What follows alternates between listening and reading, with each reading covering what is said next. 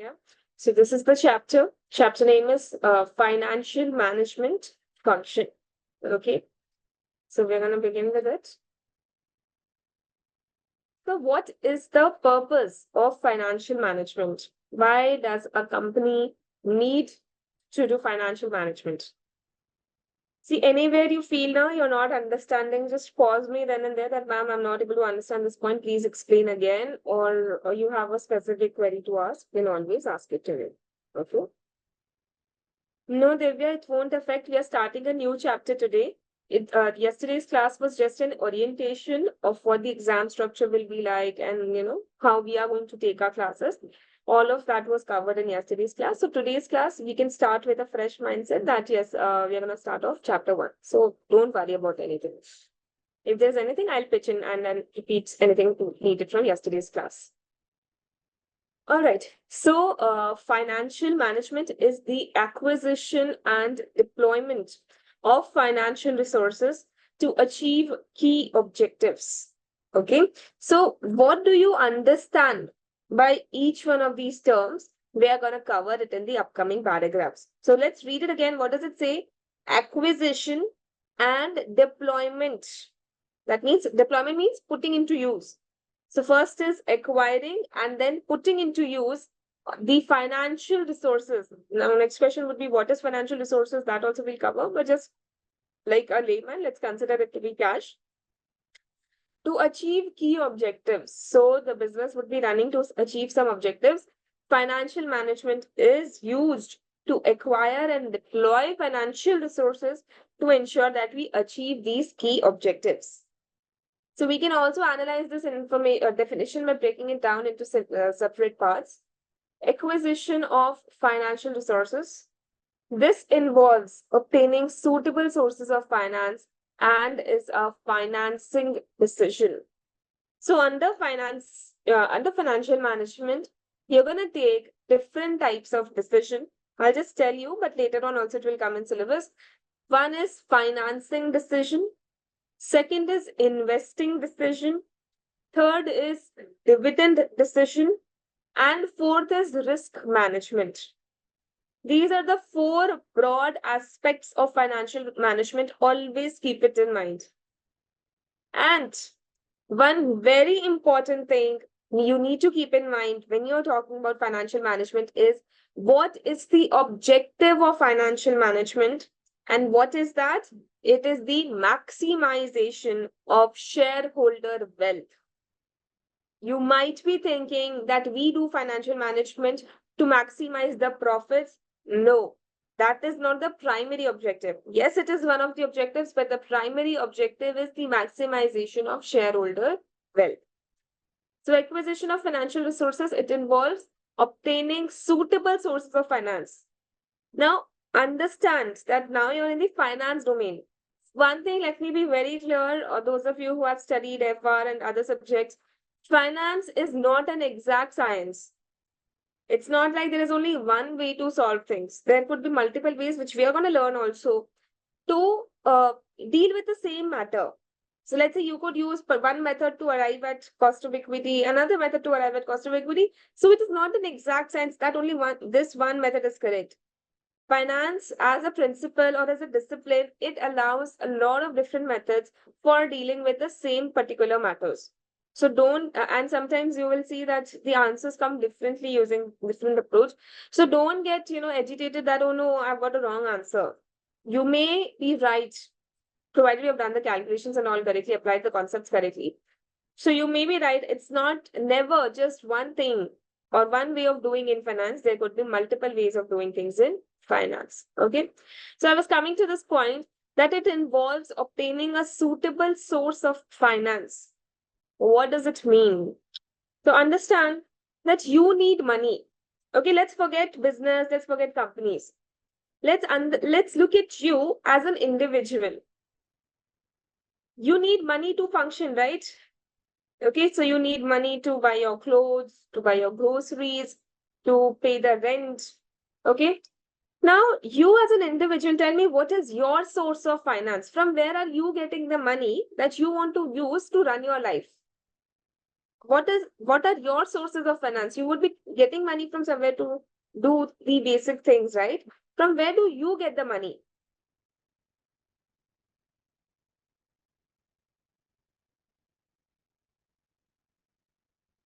Everyone, please use the chat box functionality to respond.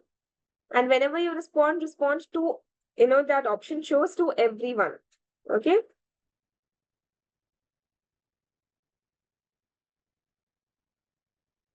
Abdina says salary.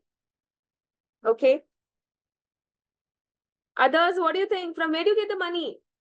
Some of you might be getting it from your parents, right? You may get it from salary if you're working, absolutely right, or you may be taking it from parents. That's fine. So I hope you're understanding that source of finance is what, from where are you getting the money? That's what I want to make you understand. Now think about a company. So for an individual, we are very clear. So we could be doing businesses, or we could be, getting salary from, if you're in a job, yet we might be taking it from parents or anything. So source of finance is the one which is providing us money for our running of life. Now, in the same way, companies also need money for the running of business. Now, what could be the sources of finance? We will be learning all of it in a lot of details, just setting the tone for it. Companies can raise funds, or they can raise finance through equity or debt. So there are two primary sources of finance for a company. One is equity and one is debt. Okay. Now, what do you understand by equity? See, like any one of you holding shares of any company on the NSE, BSE, or any listed stock exchange of your country if you're not from India. RN is holding. So now you tell me, Vaishali is holding. Now you tell me, are you shareholders of that company? Right?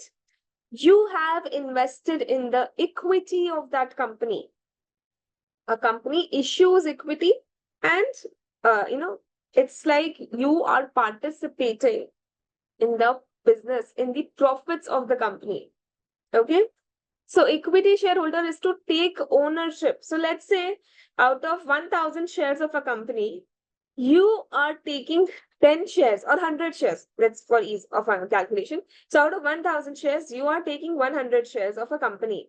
What does it mean? That you have acquired 10% ownership of that company. You will pay some money to acquire the shares, and by paying that money, you have acquired 10% ownership of the company. That is what equity represents. So we, as retail investors, when we put our money in the stock exchange, we are acquiring a very minuscule, but yes, we are acquiring an ownership stake in the company. That's how you need to understand equity. And the second one, which I said is an important primary source of finance for the company, it is debt. Okay. Now, you may or may not have invested in debt of companies, but you may have put money in fixed deposits, right? So corporate deposits, you can understand they work in the same fashion as fixed deposits. You know how fixed deposits work? You give your money to the bank, and bank gives you assured returns. So let's say 6%, 7% interest they're going to pay you. Okay. In the exact same way, you can give money to corporates also, whoever is issuing debt. So you can give money to the corporates, and then they will issue you a debt certificate, and on which you're going to earn, let's say, 10% interest, 12% interest. Okay. So equity shareholders also get a certificate, share certificate, but do they get assured returns? So those of you who said, ma'am, yes, we have invested in a company, do you get assured returns that every year you're going to get this much return on the shares? Like 10%, 12%? No, you do not get. That is how equity and debt are different from each other. While I was explaining you the concept of equity debt, I touched upon a lot of points. So equity shareholders, they do not get any assured returns. They are they are a portion of the ownership of the company. Now let's come to debt. When you are putting money in debt, so when you give money to the bank as a fixed deposit, do you become its owner of a small stake or anything? When you are giving money to the bank as a fixed deposit, do you become its owner? No. So debt does not provide ownership in the company. So keep these basic fundamentals clear in your mind. What is equity? What is debt? Now let's come back to the slide. There were we were saying that this involves obtaining suitable sources of finance and is a financing decision. And now you know what is a financing decision: to obtain funds from either equity or debt. Okay. So in selecting sources of finance, risk will be a consideration, since some sources of finance create a risk for a business. Example, a variable rate bank loan may expose a company to the risk of interest rate increases. So like we discussed debt now. Now in debt, the company raises finance through individual investors, correct? But it can also raise money in this way without giving away its ownership through loans from bank, correct? So when you are selecting sources of finance, you will consider risk. That each instrument comes with its own risk. Debt comes with its own risk. So now understand, when you are taking on debt, you have to pay interest, you have to pay back the principal on time. Otherwise, the loan providers can come and, just shut down your company. They can liquidate your company if you do not pay the debt on time. So, but this is one of the examples of risk. There is a risk of default and therefore a risk of shutdown when you take up debt. So when you are selecting the source of finance, risk will be a consideration, since some sources of finance create risk for a business. Example, variable rate bank loan. Now, what is a variable rate bank loan? Let's come to Excel to understand that.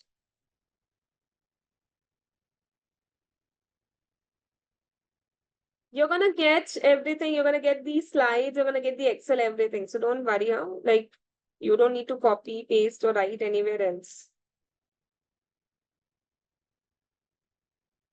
Now look at this part, okay? So loan, it can be of two types. One is fixed rate loan and second one is variable rate loan. So what is the difference between the two? So as the name suggests, under a fixed rate loan, you pay a fixed rate of interest. So let's say this is decided to be 10%. Every year you have to pay 10% of 100. So on 1st Jan 2024, let's say you would have paid 100 into 10%. Similarly, on 1st Jan 25 also, you're going to pay 10. Then on 26 also, you're going to pay 10. And in 27 also, you're going to pay 10. So you are paying a fixed interest. Okay. You are paying a fixed interest on your debt. Let me know if any part you don't understand, okay?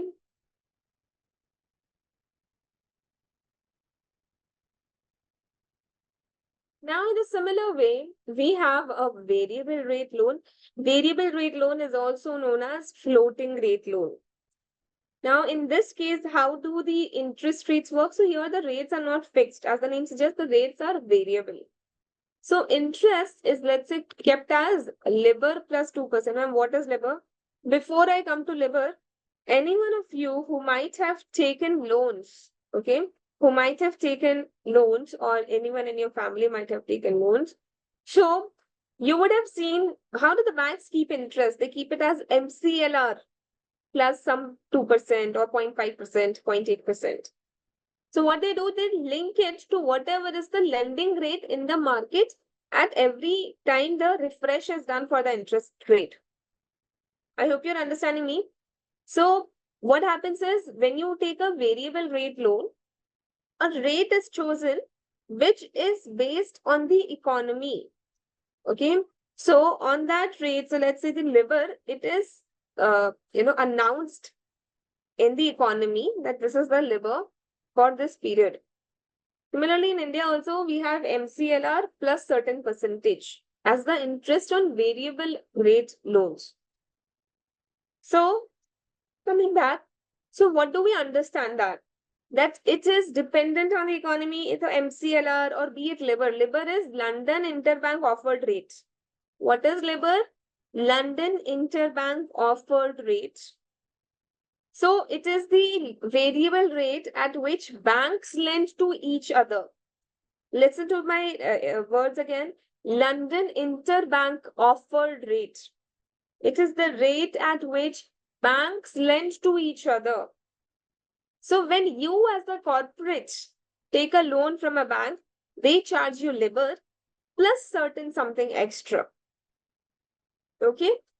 So interest would be LIBOR plus 2%, and that could change. That's fine. Now, understand how would interest computation would happen in this case.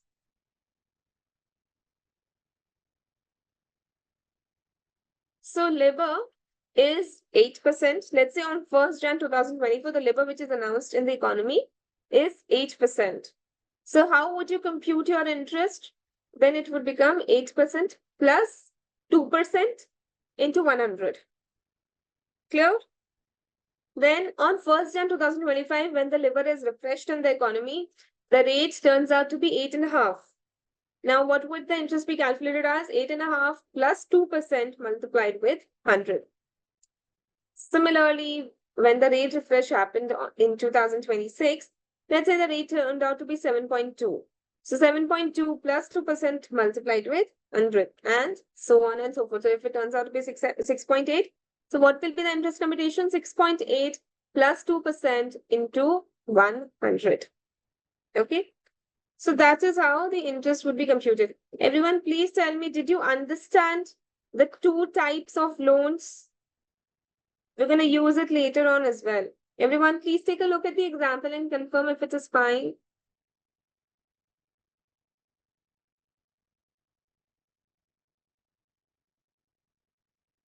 Just give me 1 second, I'll get my water bottle. I forgot to get it.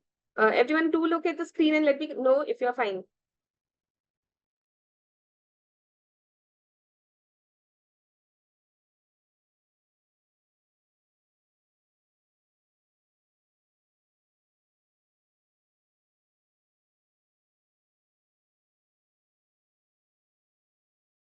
Divya and Disha, fine. Everyone else also please confirm. Take your time, no hurry. Just let me know. It's an important concept.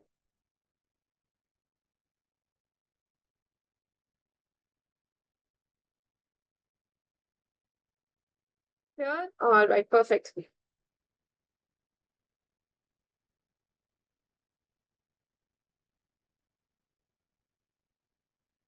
Now you read the statement again.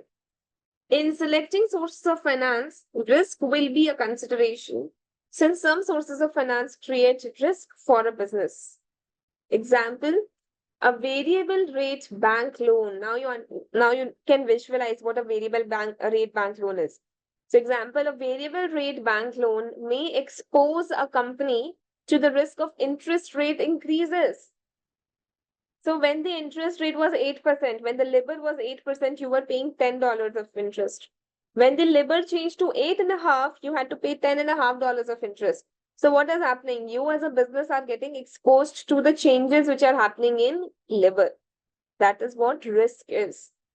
What is risk?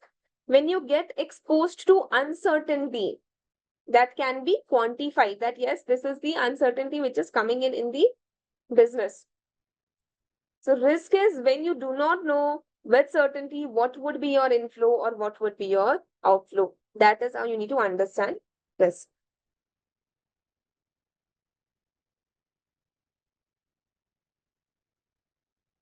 So there can be multiple benefits and we're going to cover that. So Bhavika's question is, and Bhavika, you can respond to everyone, okay, when you are responding or you have sharing queries. So Bhavika has a query that, ma'am, why would a company take up a variable rate loan? Valid question. So every company has a different, opinion about the expectations of future. Now, forget about interest for the time being. Think from the point of view of shares. So since some of you have invested in shares, you'll be able to relate more. Now, understand that when you are buying the shares of a company, okay, let's say you're going and buying the shares of Reliance. So what is your expectation? What is your current expectation of Reliance? That I'll buy it today and then in the future, the prices will rise and I will sell it at a higher rate and then I will make a profit. So what is your expectation? Your expectation is that interest rates will, the share prices will rise in the future. Now think about the person who has sold it to you. Just give me 1 second.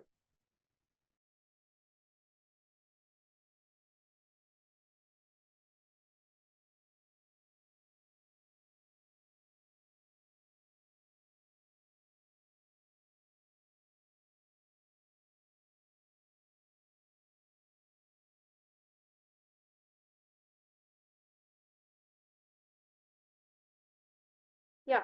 Now think about the person who has sold those shares to you. Why would he have sold it? He would have sold it because he feels that, this is the top of Reliance, and I feel now the shares will only go down from here. So you have an expectation that prices will go up. The seller of the share is like, this is the max. I mean, I should book my profits. Now the share prices will come down. So what is his expectation? That the share prices will come down. So you and this person, the seller, don't you think you have difference in opinion? You feel that the share prices will go up from here. He feels that the share prices will go down from here. And remember, this is the law of a market. Only people with two different expectations of the future, they only enter into a trade. If both of you, if both of you were having the same expectation that prices will increase, increase, and increase, how will you enter into a trade? He will not be interested to sell only. Only people with opposite expectations of the future enter into a trade. Now, in the same way, there can be different expectations of the interest rates in the future. Okay, there can be different expectations of interest rates in the future. Now, think about it. You have an expectation. There can be two options that you, as a borrower, since we're talking about a loan, you as a borrower feel that interest rates are going to increase in the future. What is your expectation? Interest rates are going to increase in the future. Now tell me, which type of finance would you want to take? Would you want to take fixed rate or variable rate finance? I've got one answer. Everyone, I want answers from everyone. So all of you are telling me that we are going to take fixed rate. Okay. How did you ascertain whether you're going to take fixed or floating? It was based on your expectation, right? In the exact same way, now think about the second situation. You have an expectation that interest rates will go down in the future. Which option would you choose? Would you choose fixed or floating? So all of you are telling me, Abdina is selling fixed. Why will you take fixed? Interest rates are going to fall in the future. If interest rates fall, then your effective, this rate will also come down now. So the base rate plus certain percentage, if the base rate is coming down, your effective rate will come down. So if you have the expectation that the interest rates are going to fall in the future, then you will opt for variable rate finance. So coming to your question, Bhavika, why would a company choose a variable rate loan? That will depend on its expectations of the future. I hope you are able to understand now. Is it clear? All right, perfect.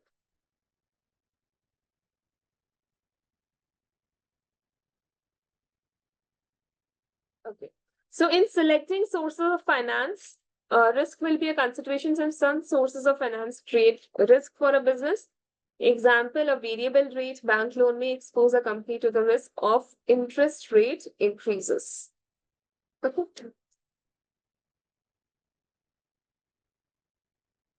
So first term over here was what? Let's read the definition again. The first term here was acquisition and deployment. So we have learned about acquisition. That means where we talked about the source of finance. Now, the second part of the definition is what? Deployment of financial resources. Now, let's understand that. So, this involves using a business's financial resources effectively and can involve deciding whether or not, that means whether or not you invest in the projects, that is the investment decision, and whether or not to return surplus cash to shareholders. This is the dividend decision. Okay. Now let's come to Excel and put it down over here.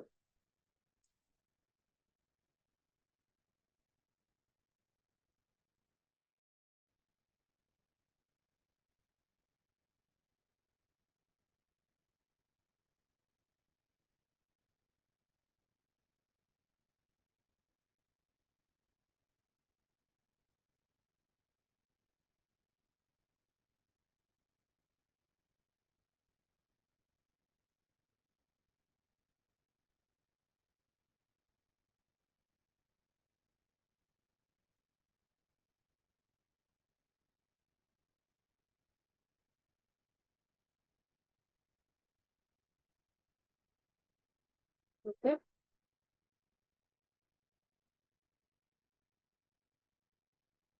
Financing decision.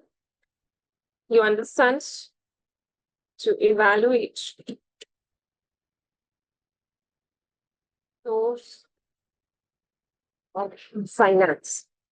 Now, why would you need finance? Understand to deploy it, and where can you deploy it? First is investment decision to whether or not to invest in projects. So whatever projects that you have, so deciding whether or not to invest in projects. And once you have, found out that, yes, I have got, so let's say under financing decision, you have got 100 rupees. Okay, you've got 100 rupees from equity, debt, or whatever sources, from which you're going to use up 80 to invest in projects. And then what do you want to do? Whether in this step, what will you do? You have got 20 as the surplus cash. Okay. Whether or not to distribute surplus cash to investors. That is what dividend decision is.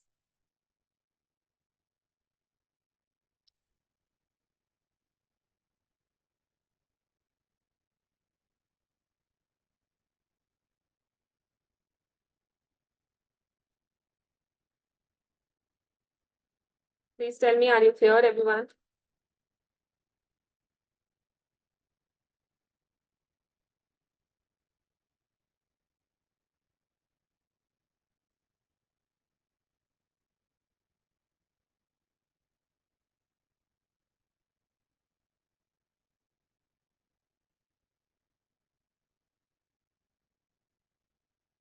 And throughout all this time now, all this time, all the decisions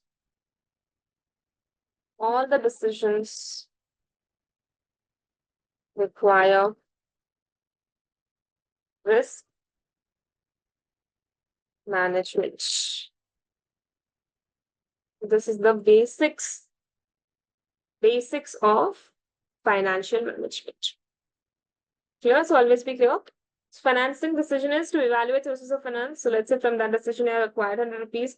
Then you want to whether or not you invest in projects, that is investing decision or investment decision. So let's say you have put 80 rupees and then balance. So you have surplus cash, whether you want to distribute it to the shareholders or you want to retain it in the business. It could be either, no? So you may distribute to the investors or you may retain it in the business. So that is the decision at this step. So all the decisions, they require risk management because every decision will come with its own set of risks. So all the decisions require risk management. That is how you have to understand the different types of decision under financial management.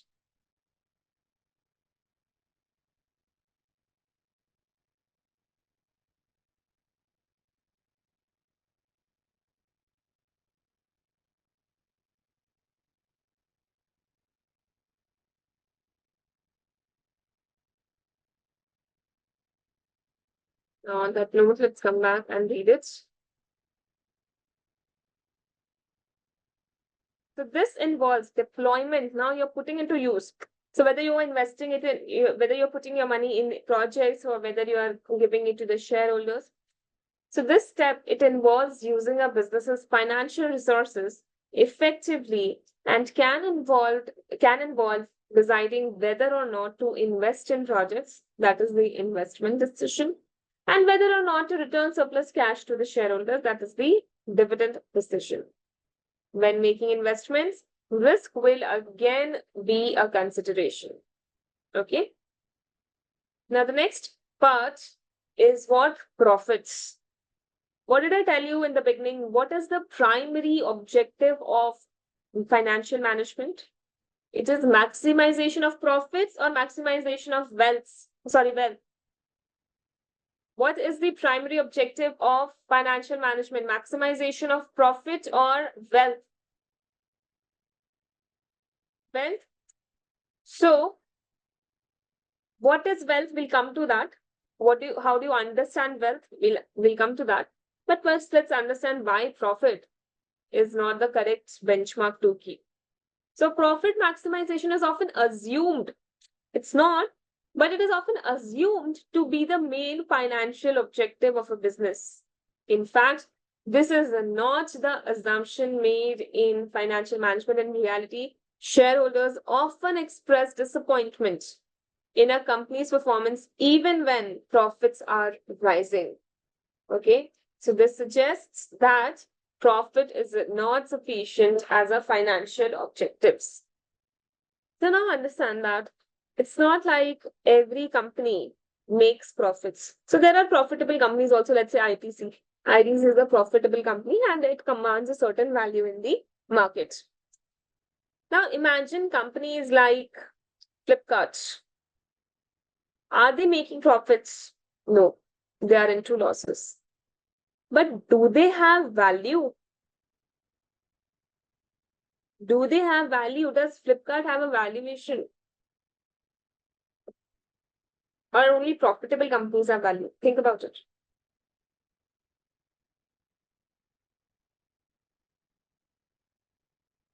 See, even loss-making companies have a valuation. Let me show you.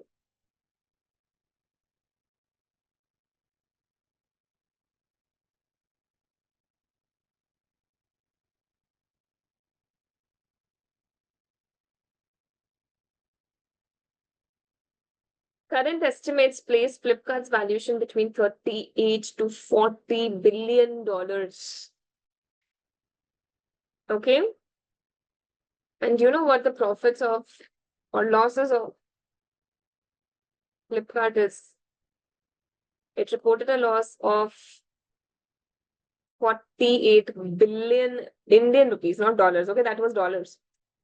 This is 48 billion Indian rupees. That is how many crores?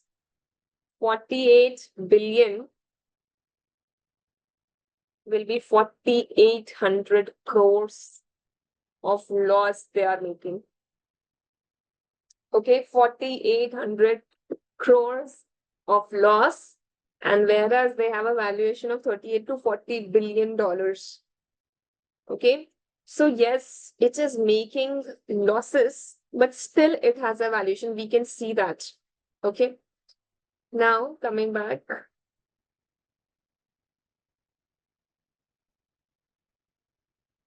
So even though Flipkart is making losses, investors are, assigning value to it. So it's not like if a company is making profits, every time it will, that its shareholders will be happy. It may not be so. Even if a company is making profits, the shareholders may not be expecting. Now, that may not be the right expectation they are having. So, in fact, this is not the assumption made in financial management, and in reality, shareholders often express disappointment in a company's performance even when profits are rising. This suggests that profit is not sufficient as a financial objective. Are we clear? Now, why so? profit as a financial objective has a number of drawbacks. So we were understanding that yes, profit is not something that has to be chased. Why is it so? Number one reason is that it is historic and not future oriented. See, profit is something which has happened in the past. So let's say you made a profit of 10,000 rupees in the year 2023-24. It is historic. It is about what has happened in the past. So it therefore does not measure the future potential of a company. Okay. Second is profits does not measure the liquidity or risk. What is liquidity?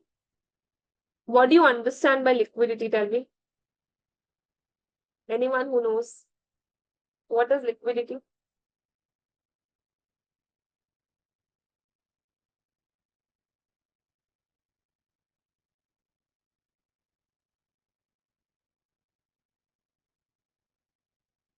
Absolutely right. Liquidity is when how much money you have, or how well you will be able to short-term assets that can be used to meet the short-term obligations. That is what liquidity is. But do you think profit even plays any part in how much liquidity a company has? Does profit always mean cash profit? It does not. Profit does not mean cash or cash flow. So having profits, it does not ensure, it may ensure, but it may not also ensure. So it does not measure liquidity. So there is no relationship between profits and liquidity of a company. So, and also similarly, risk. Does profit factor the risk of a company? Correct, Saloni. All of you mentioned correctly. So, does profitability, it measures the risk of the company, or it is based on your accounting principles? It is based on accounting principles. You do not factor in the risk that the company is exposed to and adjust the profits accordingly. Do you do any risk adjustment in profits? You all would have made financial statements at one point of your life. So do you adjust the profits or the assets for the risk which a company is exposed to? The answer is no. So why profit is not chosen as a favored financial objective is because it does not measure liquidity or risk, both of which are important commercial issues. Okay. The third reason why profit is not chosen is that it can be manipulated. Right? There is window dressing that happens in the companies when they have a particular target to chase. They can do window dressing by applying accounting policies in different forms and manners. Like, for example, depreciation, it can be done through SLM or WDV method. Now, whichever method it gives me lower hit to the PNL, I may choose that to overstate my profits. If in a particular year I want to overstate the profit, I might use the whichever method gives me the lower hit to the PNL. Similarly, I might use capitalization of recurring expense. Just so that to take money out of the expenses and put it somewhere else. Different manipulations could be done just to achieve this particular objective, which is not the intent of a company. The intent of a company is not to do window dressing of its financial statements. So therefore, profit cannot be used because it is subject to manipulation. However, profit and profit-based ratios such as EPS, then ROCE also you're going to learn. EPS is earnings per share. ROCE is return on capital employed. Now, when I calculate a return on capital employed, all of this you're going to learn, don't worry. Return is the PBIT. Okay. So, however, profit and profit-based ratios such as EPS will continue to be monitored by investors as they are evidence of the returns that have actually been achieved by a company. Okay. Now, I want you to look. I hope the slide is clear. Simple only. Let me know if there's anything at all. Now, take a look at this.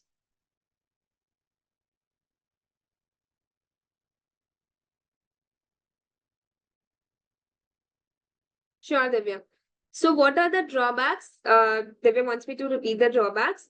So the drawbacks of financial management are what? Number one, it is backward looking. It is looking at what has happened in the past, the sales which has happened in the past, the costs which have been incurred in the past. So it is backward looking. Number one. Number two is it does not measure liquidity.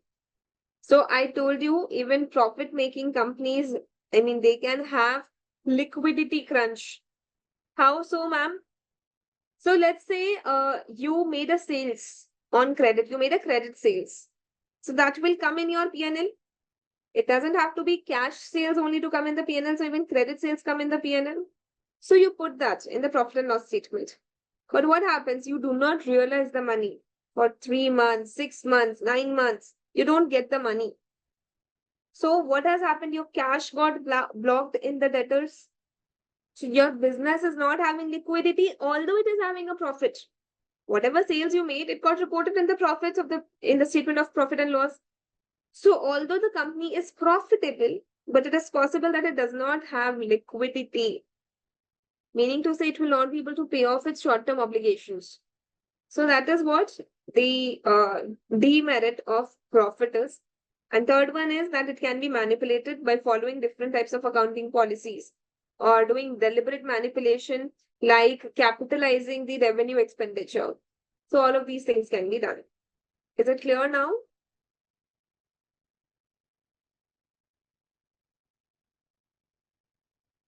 All right, perfect. Now, coming back, this is a typical format. This is the typical format of a profit statement, which you are going to know. I mean, you're going to use a lot in your preparation. So how does it look like? It starts with sales. Please visualize this and remember this by logic. If you will, you'll always remember it, nothing to memorize specially. So how does a profit statement look like? You start with the sales. Then you have operating expenses. Is depreciation an operating expense? Tell me.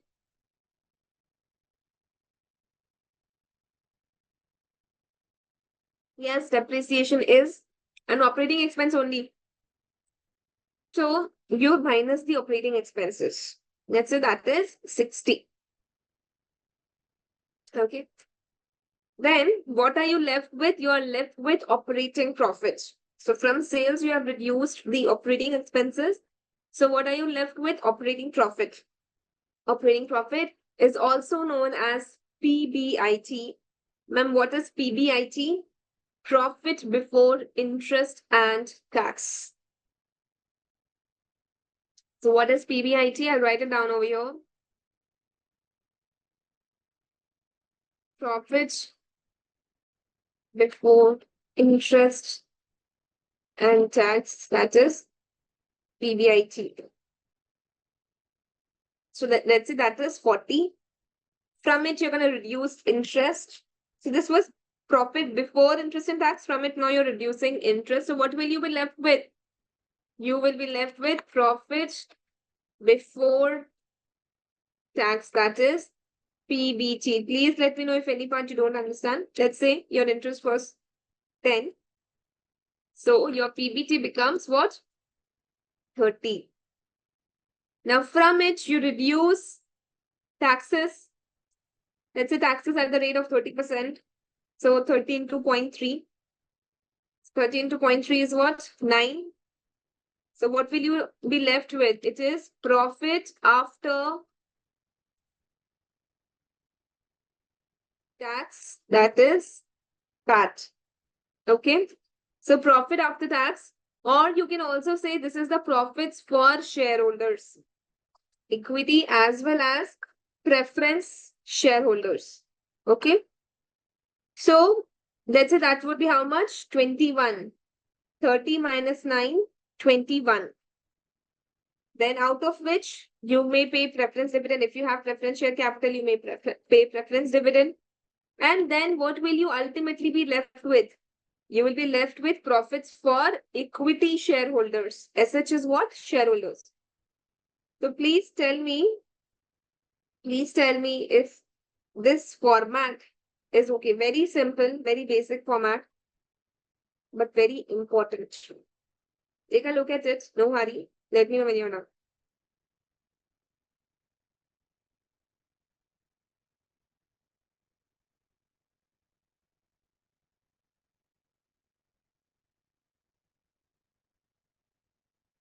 Yes? Perfect.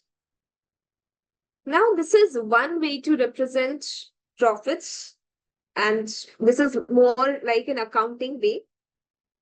In costing, okay, so this is more like a financial accounting way of presentation. In cost accounting, how do we present the profit statement? Of course, we start with sales. Then we minus all the variable cost. So sales minus variable cost, it gives you 40 contribution. Then you get, put in the fixed costs. So let's say your interest and everything, every other cost, other than variable cost, that is put under fixed cost. And what are you left with? You're left with profits. Okay. So this is a cost accounting way of profit presentation. You may need the definition of contribution from time to time. So what is contribution? Always remember that it is sales minus variable. Clear? So this is a cost accounting way of presentation. This is a financial accounting way of presentation of profits.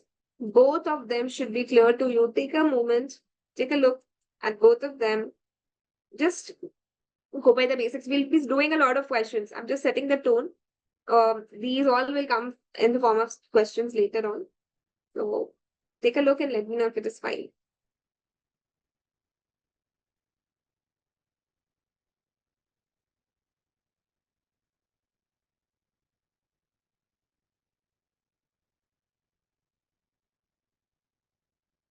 Clear? Okay. Now, if we were to calculate EPS, so the class slide was mentioning about the EPS now. Perfect. How do you calculate EPS? So let's say you have 7,500 shares. Okay, you have 7,500 shares of a company.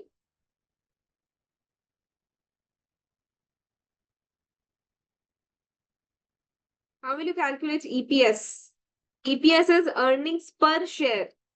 So this is the total earnings, 15. This is the total number of shares. What is the earnings per share? EPS is what? Earnings per share. Tell me, what would be the EPS? This is in thousands, okay? This means it is in thousands. So 15,000. 15,000 divided by 7,500 is what? 2. So this is what EPS is. Clear, everyone? No doubt? Simple, very simple formula. Correct. So let's just come back. We'll keep coming back to this sheet. For the timing, let's have a look at the slide. So what were we learning? However, profit and profit-based ratios such as EPS will continue to be monitored by investors as they are evidence of the returns that have actually been achieved by a company. What is EPS? EPS is profits distributable to shareholders divided by number of ordinary shares. Ordinary shares are equity shares, okay? Same, one and the same thing. Now, what are distributable profits? It is after interest, tax, and preference dividend. So now we know it in the format also. What every layer in that format is known as, we are very clear on that. Other profit-based ratios, such as return on capital employed, they are covered later in the chapter. So all of which will come to you. So for the timing, you should know what is EPS. EPS is profits available for equity shareholders divided by the number of equity shares. Okay. So now we are very clear that yes, profit is not the objective. Okay. Profit is not the objective of a business. It is wealth maximization. Okay. So for a for-profit company, Maximization of shareholder is assumed to be the main financial objective. Although it doesn't mean that profits are not important. What did I tell you? That primary objective is wealth maximization. Profit maximization will also be the objective, but not the primary objective.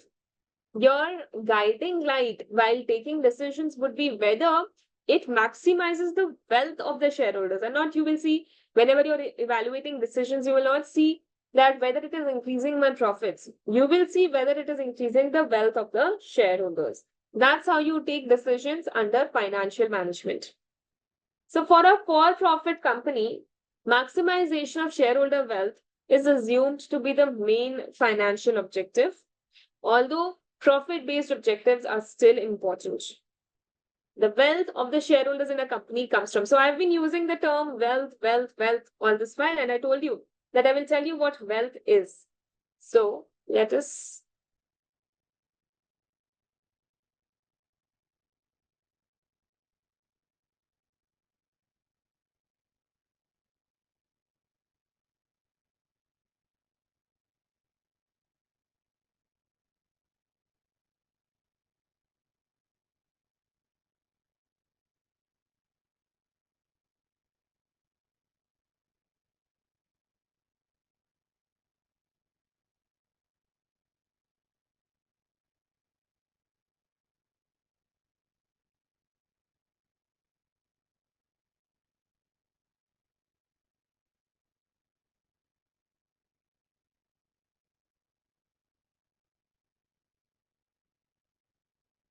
now wealth of shareholders. Wealth of shareholders. Now understand that, assume, okay, let's say you have invested, Mr. A invested rupees 10,000 in shares of IPC on 1st January 2024.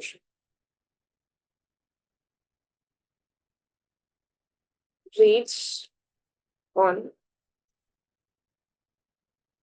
1st Jan 24 was, let us say, 400, and on 31st December it has become 454.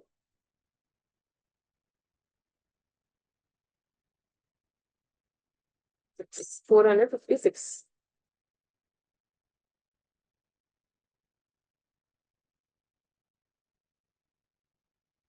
Dividends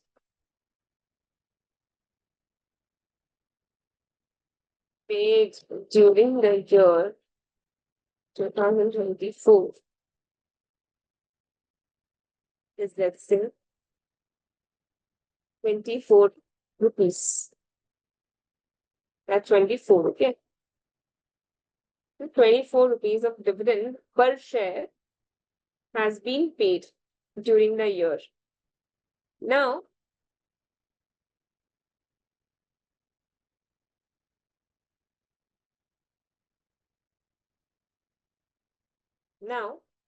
you tell me what has been the change in the wealth of Mr. A, or what is the increase in the wealth of Mr. A? Think at the, look at the question and tell me.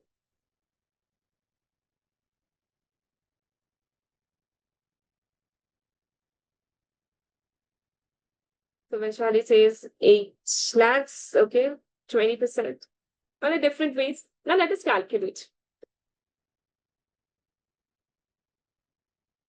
So first of all, when we are computing, I'll make one small change for ease of calculation, and I'll make this 10,000 shares, okay? Not rupees 10,000. He has invested in 10,000 shares of IPC. To simplify the question, in 10,000 shares of IPC. Okay, so solution. What has been the increase in share price increase in share price has been 456 minus 400. Okay. And then dividends during the year. Dividends during the year. That has also come to the shareholder only now. So this has also come to the shareholder. Now please understand, this is the increase on what investment? This is all per share, right? So you had invested how much? 400 per share. So that is 14%, right? Similarly, you invested 24. I mean, you got 24 on a base of 400. So what is the total that you have earned? You have earned a total of 20%.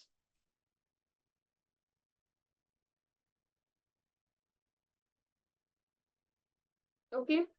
This 14% which you have gained, just take a look at the calculations once. Don't get confused anywhere. 56 is increase in share price. This 56 by 400. You invested 400. So on a base of 400, you got 56. And on a base of 400, you also got 24. Okay, so the total return which you have made is 20%. This 14% is known as capital gain yield. And why so? Because understand the capital which you have invested. So you have invested how much? 400 multiplied with 10,000. So you invested 40 lakhs. Now that has become 45 lakh 60,000. That is the capital appreciation which has come in. Correct? Let me know if you don't understand any part of my discussion. So the capital which you invested, that has appreciated from 40 lakhs to 45 lakh to 60,000. And dividend you have earned during the year. So this change of 56 is known as capital gain yield.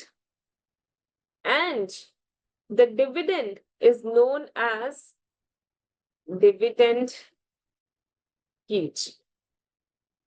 So can I say the change in shareholder wealth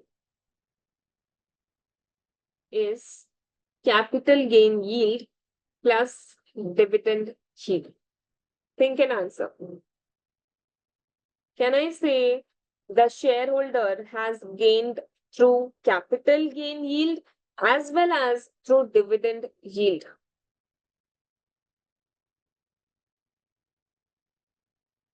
Take a look at the example. Let me know.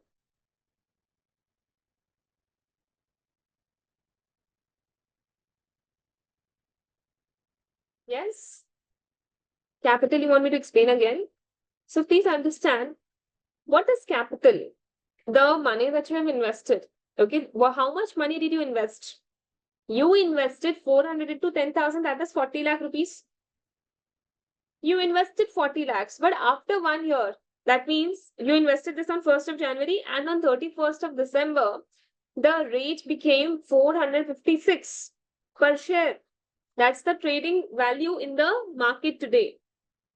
So what has been the change in the wealth or the capital? Earlier, what used to be 40 lakhs, don't you think now that has become 45 lakh 60,000 when I'm talking in overall terms?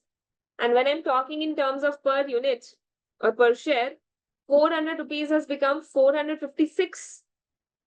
So there has been a change in the capital of the shareholder. So that is what is known as capital gain yield, and it represents, because what does it show? That if I sell my 10,000 shares of ITC in the market on 31st December, I am going to get 456.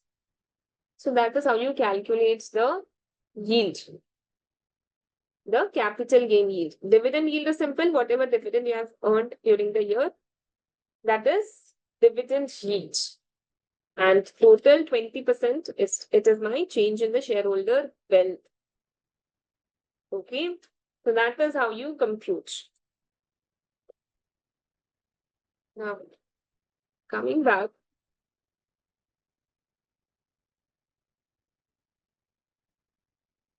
okay, now you read the statement, it will make a lot more sense.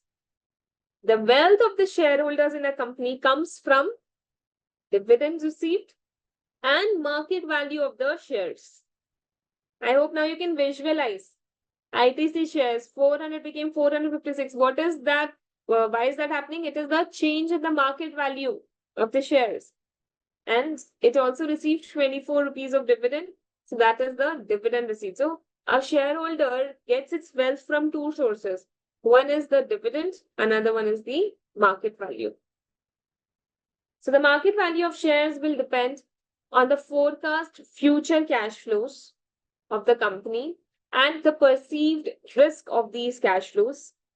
These forecasts will result from a financial analysis of the impact of a firm's long-term business plans, that is its corporate strategy. Now, we have proper chapters on this evaluation of the shares of the company, so don't worry much about it. What they have said is that the market value of shares, they depend on the future cash flows. We are going to really do it. We are going to discount the future cash flows to the present and say that this is the share price of the company, or this is the market value of the company. So the market value of shares, it will depend on the future cash flows, that what the company is going to do in the future. That is the potential, that is the value which a share carries. So the market value of shares will depend on the forecast future cash flows of the company. And what did we see about profit? That profits are backward looking.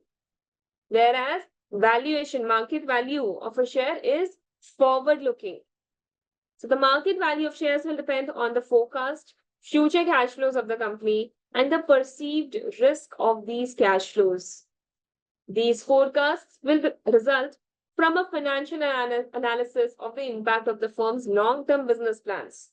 Okay, so the forecasts, they are dependent on the plans of a company, that is its corporate strategy. The ability of a firm to create wealth for shareholders, coming back to what we studied in the Excel just now, the ability of a firm to create wealth for the shareholders is measured by total shareholder return. And look at what the formula is given to you. The formula that is given is dividend plus change in share price, total in the numerator, divided by share price at the start of the year. That is what we have also done. I've made you calculate dividend yield, capital gain yield separately. Correct, what I've done?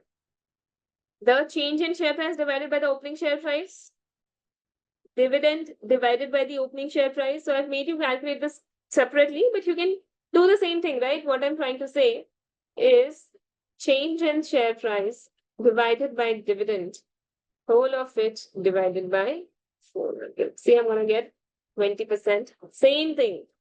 I've made you bifurcate this into two parts, and it can also be computed overall. Now, this change in shareholder wealth, whatever has been the change, this is the total. It's so known as, formally it is known as total shareholder return, in short, TS. Is it clear? Is it clear? Please confirm. Very, very important. Total shareholder return, right? See, we are going to learn a lot of formula in FM paper. Okay, so what I've done now, I've made a formula sheet for you all. I will share it with you. Let me show it first, so that it becomes a ready reference. So, see, as of now, we are doing very basic formula, EPS, and different shareholder return and all. But there will come a time when your formula list will get longer. So it's like we're going to learn all of these different concepts. So you will get to know all of these conceptually. Don't worry about that. So the list will become long. So for that, what I have done now, I have made a ready referencer of all the formula which can be coming in the FM paper. This is your go-to sheet A lot of the concepts also I've tried to summarize. So foreign currency risk, entire concept got summarized over here. So I'll be sharing this list with you. So for the time being, so what we will keep doing now, whatever formula we cover, we're gonna mark it. We're gonna mark it over here. Okay. So this particular one is done. Okay. Investor. It is an investor ratio. What is this? Total shareholder return, dividend per share, so that you don't have to scroll through multiple slides. You can just refer to this Excel and all your formula related queries will get solved. So dividend per share plus change in share price is divided by opening share price. Or we can say capital yield or capital gains yield, one and the same thing. So capital yield plus dividend yield is equals to total shareholder return. Now, what is dividend yield? We have just done it. Dividend per share divided by opening share price, and capital yield is change in price. That is closing price minus opening price divided by opening price. Okay. So I've put it over here. I'll just check if EPS is there or not. EPS is also there. This is also something we have covered. So this is like it falls in the category of profitability also, investor also. So EPS, how do we compute that? Profits after taxes, right? Or you can say profits attributable to equity shareholders. See, if there is no preference dividend, come back to the Excel where I showed you the profit format, P&L format. So this is the format which we learned. If there is no preference shares in the company, can I say PAT will be equals to profit attributable to equity shareholders? Think and answer. Look at the table and tell me, can I say if there are no preference shares, PAT will be equals to profit attributable to equity shareholders? Can I say that? Yes. So that is why I'll do Control Z for the time being. That is why if you see here, what have I written? There are two ways in which you can compute the EPS, whatever is the data available to you, whether preference shares are there or not. You can say it as PAT divided by number of shares, or you can also call it as profits attributable to equity shareholders divided by number of shares. Okay. So this also I have highlighted. So far we have covered two formula in the class. So both of them I have highlighted over here. Okay. So you will get this sheet. No need to, start typing on your own. You will get it. Yes. So coming back to where we were, total shareholder return is equals to dividend plus change in share price. Whole of this, it's a bracket. It's not like share price gets divided by this only.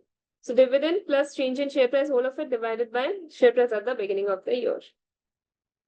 Now there's an illustration for you. I want all of you to participate, okay? So a shareholder purchased 1,000 shares in SJG company on 1st January 2001 at a market price of $2.5 per share. On 31st December, the shares had a market value of 2.82. The dividend was 0.28. Quickly, fastest fingers first. I'm giving you 2 minutes. I want all of you to share TSR of this company. Quickly, 2 minutes. Solve and share your answer. Put it in the chat box when you are done. Calculate and share your answer.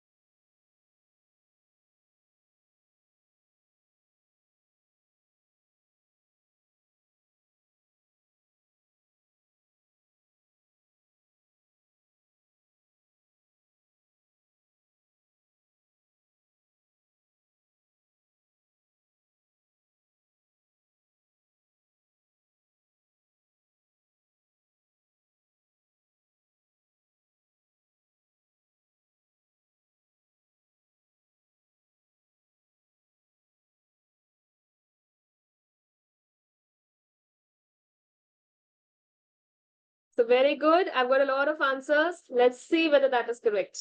Very well done. So going forward also now please keep participating like this. Share your answers. It will help you practice. Okay, and your concepts will keep on getting revised in the class itself. So share price at the beginning was what? 2.5. Share price at the end was what? 2.82. So capital gain is what? 0.32. 2.82 minus 2.5. Dividend is what? 0.28. The total shareholder in dollar. Total shareholder return in dollar terms is 0.6. And if I have to compute in terms of percentage, what will I say? It is 0.6 divided by 2.5. Opening share price, always remember this. So opening share price, so that is 24%. All of you gave me the correct answer. Very well done.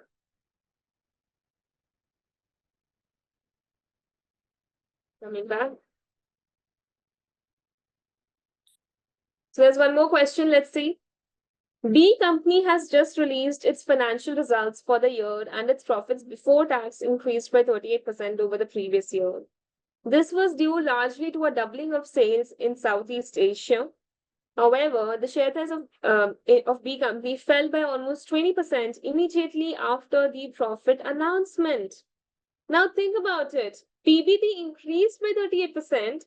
Still, the share price fell by 20% after the profit announcement. How can it be so? If profit maximization was the goal of financial management, then ideally the share price would have increased. But what really happened? It fell. And yes, it happens in real life also, not just in this theoretical question. So which of the following is the least likely? It is the least likely explanation for the fall in share price. What will not be the reason? What is least likely the reason? So you tell me one by one, okay? We'll discuss. Number one, sales in Southeast Asia has been expected to increase by more than 100%. Now, one second, wait a minute. The sales doubled. What does it mean? That the increase happened by how much percentage? Now let's check your percentage calculation powers. Everyone, please pay attention. We'll come back to the question. Please pay attention over here. Let's check your percentage calculations.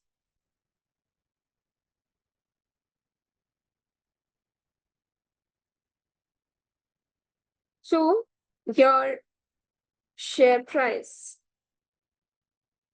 is 100.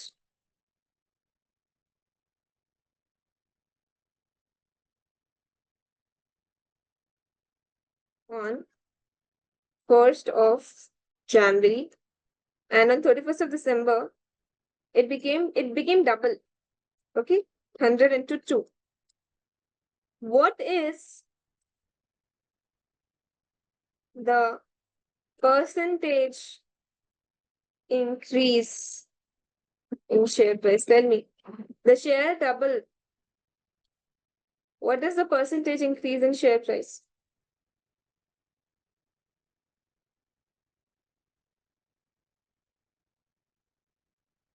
100%. All of you are right. How do I compute it? Now, everyone, you're going to follow these things going forward. You want to make your life simple and save your time in exam. So one thing which you could do is, first of all,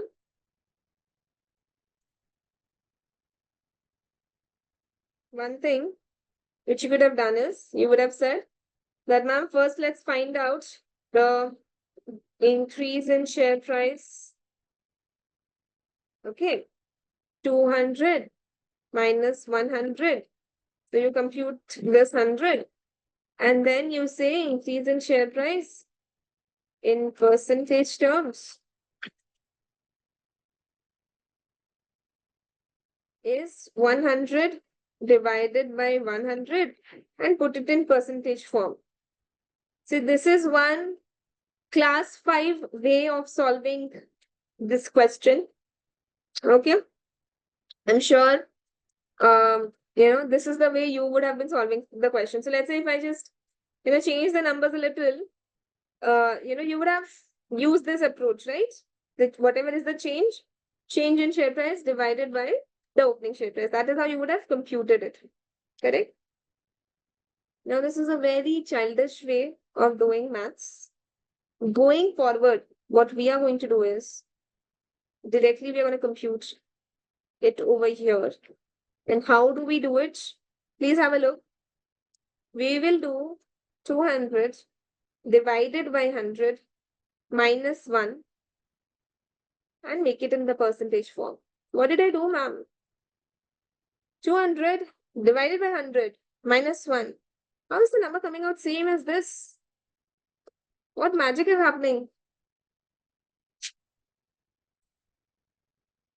This is something which we are going to use for sure. But first tell me, are you satisfied with this?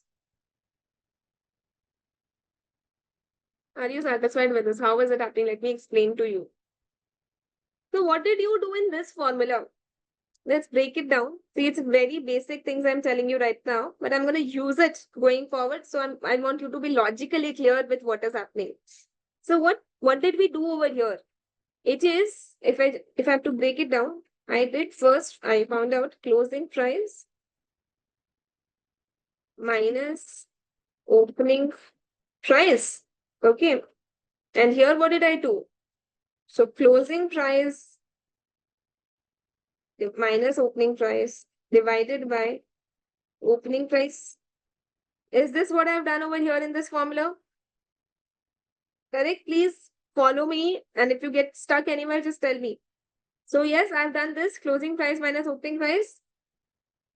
Can I do it? Can I say this is also equals to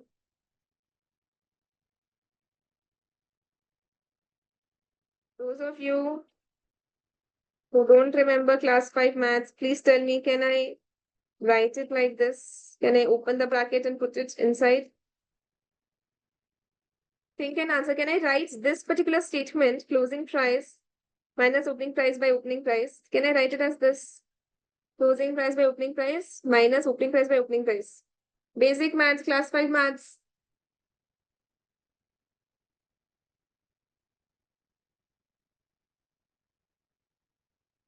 Yes.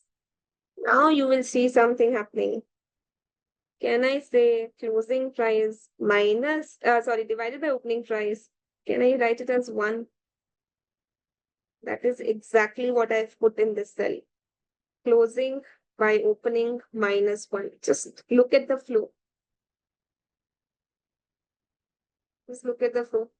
Tell me, going forward, are you going to first waste your time in doing this? First, I will find out 200 minus 100. Then I will do divided it by 100. Or you're simply going to do 200 by 100 minus 1. See, these are very basic things you need to learn to save your time in exam. Okay? You can do this in calculator also, you're going to get the same thing. Till today, I see people, adults, I'm saying, that they will use this approach. Even if you go to shopkeepers, they will, first they will find out what is the difference, then they will calculate how much discount they have given to you. Okay. So rather than that, now let me give you one more example on the same logic. Okay, this is example number 1. I'll give you one more example because again, taking practical world into the picture. This is example 1. Now I want you all to solve. Again, very basic.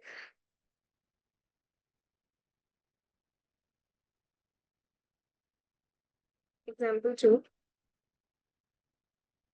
Example 2.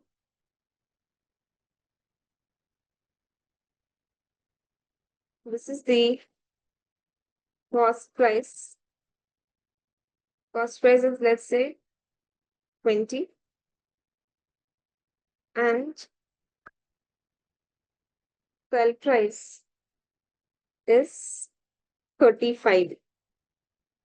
What is the percentage discount? Tell me.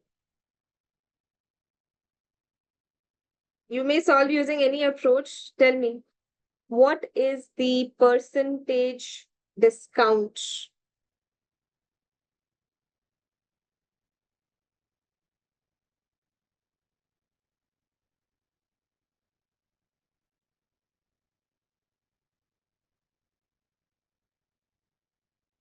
Sorry, my bad, my bad. 1 second, 1 second, 1 second. So what is the percentage, not discount, what is the percentage margin? Sorry, what is the percentage margin? Yeah, margin is 75%. Okay. How can you compute that? First thing, let's go by the longer way, which you might have been doing so far in your life, is what is the profit in dollars? First, let's compute that. So profit in dollars is 35 minus 20. That is what? Sell price minus cost price. Okay. And then you would have computed the profit percentage. You would have said that, ma'am, we'll do it like 15 divided by 20. This is my, we'll call this markup. Okay. I'll come to what margin, markup, all of that is. But for the timing, let's compute it like this. Markup or margin. So we would have said, or to make your life simple, what is the percentage profit on cost? So you would have said profit is 15, ma'am. So profit percentage will be 15 divided by 20. So you have done selling price minus cost price divided by cost price. Okay. Now, going by my trick, what do you simply have to do to calculate profit percentage? You will simply do 35 divided by 20 minus 1. Same thing. 35 divided by 20 minus 1. What really happened? What we did is selling price divided by cost price. Okay. Bracket close minus cost price divided by cost price. So now you mathematically know why this formula is correct. So we can simply do selling price divided by cost price minus 1. Clear? Please adopt this approach going forward whenever you have to find increase or decrease also. Now, in the same way, now, if the product was being sold at a loss, let's say it was being sold at 15 rupees due to some reason, whatever that is. If we were, selling it at 15, still I will get the same answer. It's not just it is used for finding out increase, it can be used for finding out decrease as well. The formula works. So you can see it also. What is the loss? Loss is 5.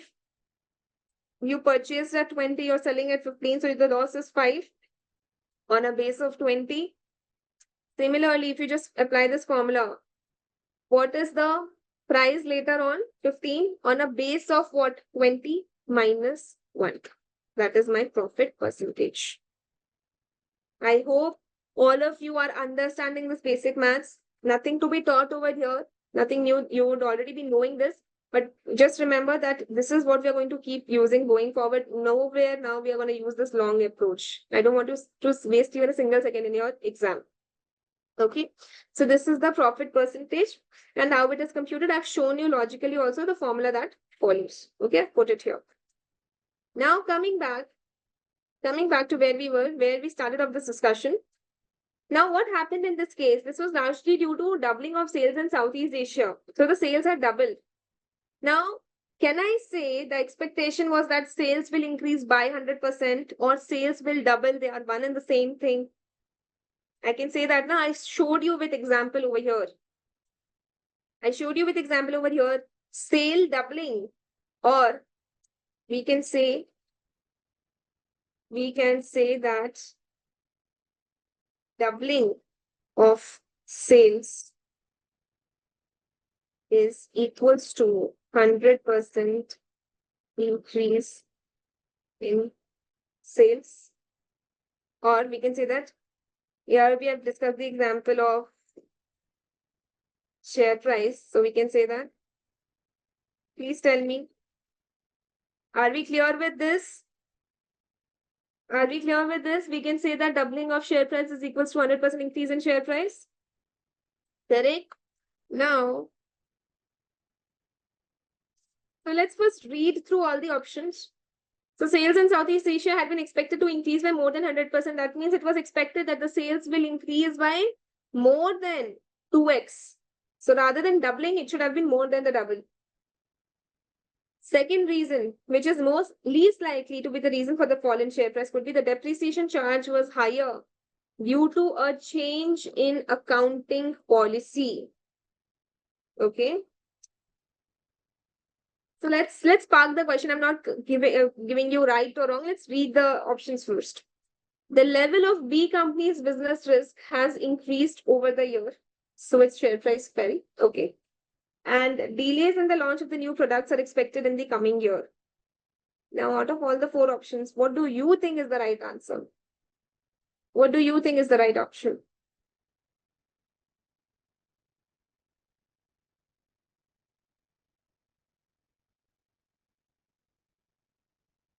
Option B. Okay. Disha says B.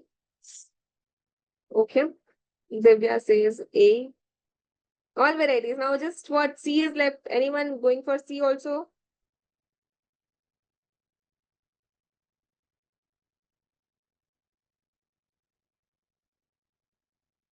I've got one more B.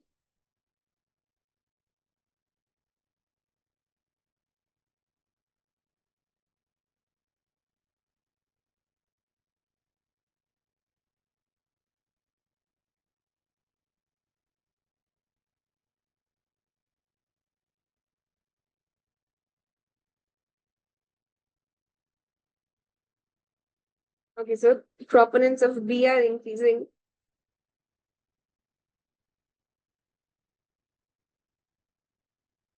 So first I'll reveal the answer. Yes, the answer is B.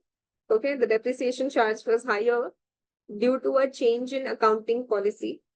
Okay, due to which the share price fell. This is least likely to be the reason that just because you changed the accounting policy, share price fell.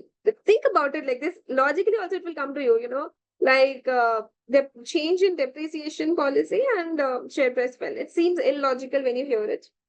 The other ones are what? The expectation of the shareholders was that, the increase will be 140%, but increase happened of just 100%. So they will get disheartened. Share price can fall. Third reason, statement C is what? The level of B company's business risk has increased. If the business becomes risky, that means what? There is higher chances of default of the company. So people will want to sell their shares and get out of the company. So in that case, the share prices will fall. Fourth statement. Delays in the launch of the new products are expected in the coming year. See, if you delay the launch of new products, you are delaying revenue streams for your company. That is a negative point. Shareholders, they look at the future. Always remember, shareholders are forward looking that what will happen in the future. See, all of these points, they were expecting the sales to increase by certain percentage. But that's not coming in. It means what? Future year profits or future year increase in sales will also be less. So they are thinking about the future. The level of the business risk has increased. What may happen in the future? Shareholders always look at the future and take their decision. But depreciation charge, you have just changed the policy. Will that make the shareholders sell their shares and leave the company? They will not. That's just a theoretical way to look at it. Okay, so yes, the answer is B. And I've given you the theoretical reasoning also. But let's take a break. And post the break, I'll tell you the practical reasoning why B is the correct answer. Okay, so let's take a break for 10 minutes and we'll catch up at 8:45 and continue our discussion. Okay, refresh yourself and then be back. We'll continue. Hello, everyone. Welcome back from the break. Let's continue our discussion. So I was telling you about why option B would be the correct answer. Let's take a look at the practical reasoning behind it.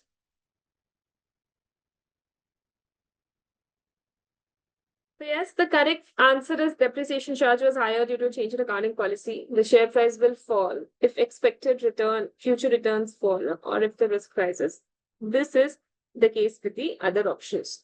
Now, for your own understanding, Let us say sales in the previous year was 200, sales in the current year is 400. So the percentage increase in sales is what? Now we know how to calculate it. It is 100%. Okay. So now expected performance. What the shareholders were expecting is that sales in the previous year was 200 and sales in the current year would be 520. So their expectation was, let's say, 160%. Since the growth in sales is less than the expectation, this would negatively impact the shareholders' perspective towards the company. They were expecting certain things on the basis of what has happened in the past, but if that doesn't happen, it affects their perspective towards the company. Hence, the share price could fall due to this reason. Then, second reason was, which is the correct option, is the change in the depreciation policy. Now, let's understand with some numbers, okay? I've taken random numbers, no reference to question. So, let us say cost of the asset is 2,000, okay? So, method of charging depreciation till, let's say, last year, till the previous year, it was 20% on WDV basis, okay? So, year 1, 2, 3, 4, 5, opening balance is 2,000, that is the cost. And then you charge depreciation on WDV. How do you charge depreciation on WDV basis? Have a look here, everyone. Please understand. The 2,000, you charge depreciation at the rate of 20%, and that becomes your closing balance. Then that is your opening. Then again, you charge depreciation. Again, you find out the closing balance, and so on and so forth. Okay. And in the last year, you dispose of the asset. Okay. So let's assume the asset is discarded at 0 in year 5. Okay. So what happens? So you're discarding the asset. You're not getting any value for it. You're getting 0 value. So let's assume the asset is discarded at 0 in year 5. Then the balance in the asset account will have to be written off as depreciation. See, if you have sold the asset, what will you do with depreciation or any balance? If you just go on to charge, I'm telling you a lot of different concepts again, okay, along with this simple concept. So what happens now in the last year, if an asset is sold off, so whatever is the balance in the, in the asset account, this is what's the asset account now, opening balance, depreciation, closing balance. So whatever is the balance in the asset account now, it is written off as depreciation. That is known as balancing charge. See, all of these terms will keep coming to you. So let's be ready with it. So what happens in the last year? The entire money got written off as depreciation. Now, so what happens now? Ultimately, please understand what is depreciation. What is depreciation? Please understand that depreciation is the systematic allocation of the cost of the asset. Ultimately, this 2,000 which you have spent is what gets allocated over the years. Please tell me if you agree or not. Depreciation is a systematic allocation of the cost of the asset over its useful life. Please tell me, do you agree or not? Depreciation is nothing special. It's just the allocation of the cost of the asset which has been incurred in year 1 itself. Correct? So, this is what you have computed. Okay? That is depreciation. Now, what happened is, later it was felt that no, WDV is not the right method. We should have used SLM. What is WDV? WDV is written down value method, okay? These are all assumed knowledge. I'm still repeating it.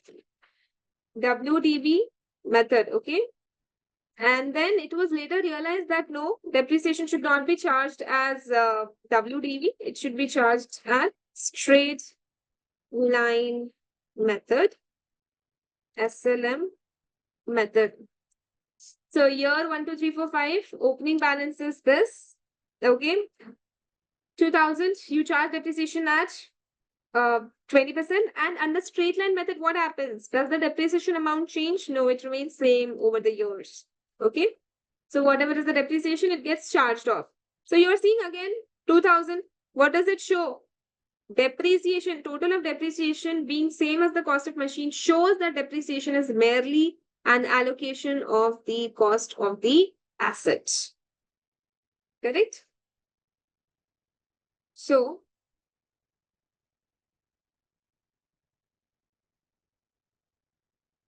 by changing the method of depreciation, only year of allocation of the cost of the machine which was purchased in year one is changing. There is no impact on the cash flows because depreciation is not a cash item, it is a non-cash item. So profits will get impacted, yes. But the objective of financial management is not profit maximization, rather it is wealth maximization. Now tell me, in both the cases you spent 2000 in the first year itself, will it have any impact on the wealth of the shareholders if you change the method of depreciation from this to this? Will it affect the wealth? No, it will not. Okay. So hence, shareholders will not be affected by the change in the method of charging depreciation. Hence, the reason for fall in the share price is definitely not change in method of charging depreciation. I hope now you're logically able to understand why option B is not the correct answer. Because ultimately, changing the method of depreciation policy is just changing the years in which the cost of the asset gets allocated.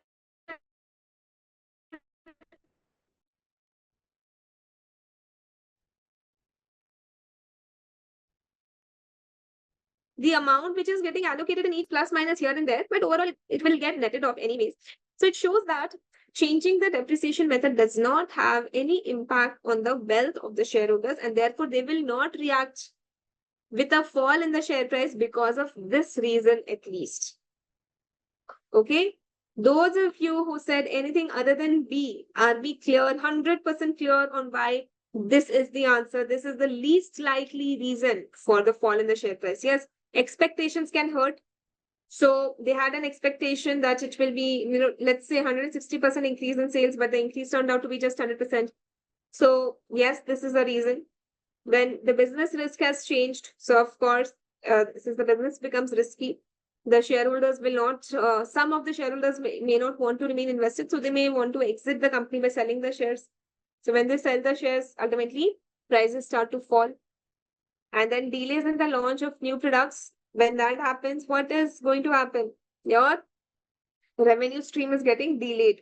So therefore, this is not what the shareholders will want. Yeah, so definitely the answer is this. Okay. See, the reason why I'm taking this so much time in these simplest of questions is I want you to develop on your fundamental concepts.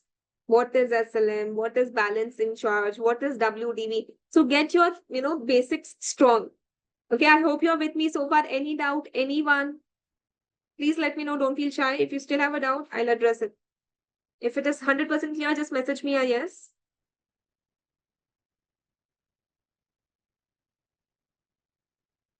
Hardik, Vaishali, done. Okay.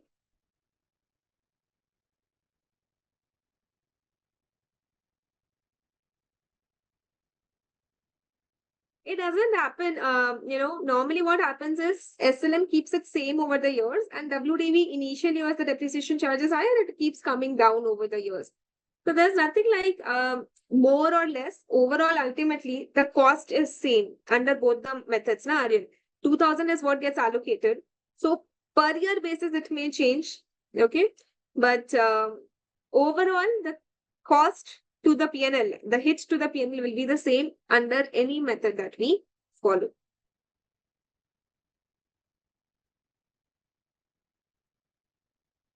Okay.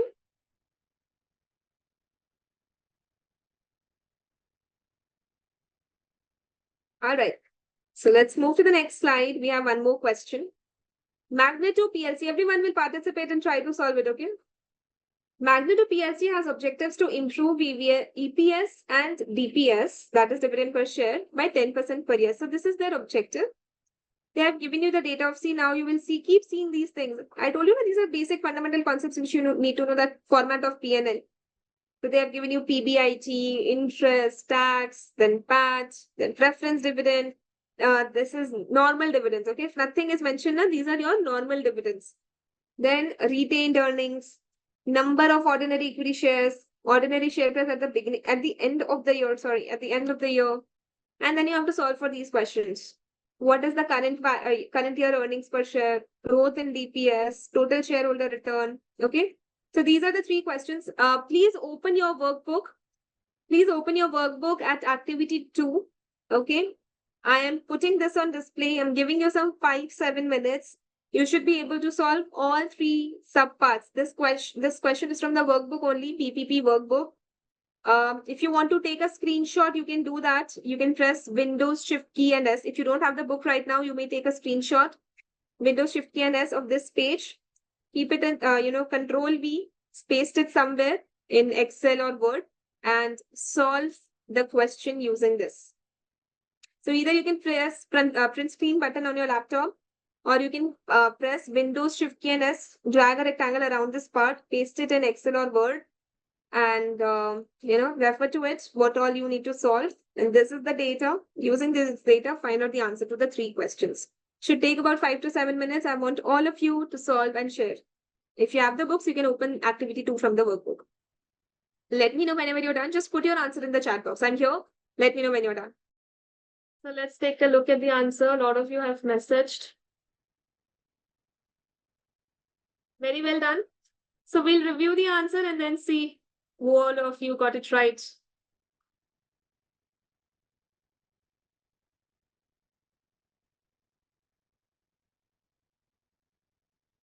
Okay.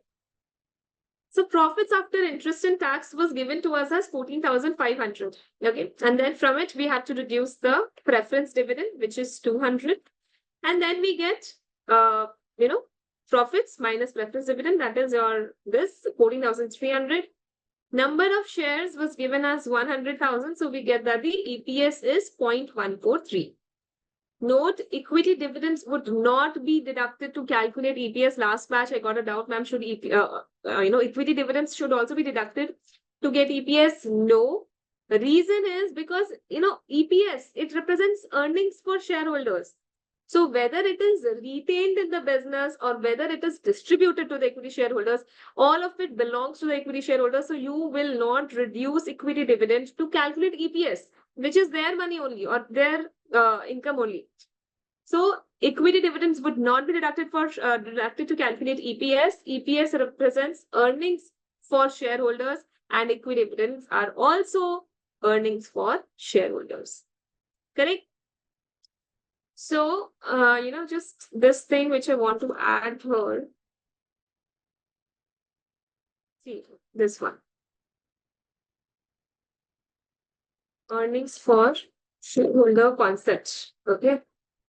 Earnings for shareholders.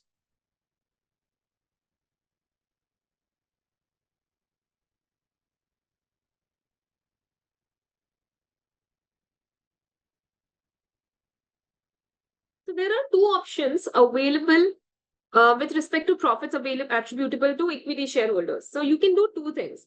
Either you can retain them, okay, or you can distribute as dividend to the shareholder. So always remember, that's why I'm saying that it's not like only the retained earnings of the equity shareholders will be used to calculate EPS. Whether it is retained earnings or it is dividends, both of them comprise the earnings which are attributable to equity shareholders. Okay. So just remember this one thing. All right. Now,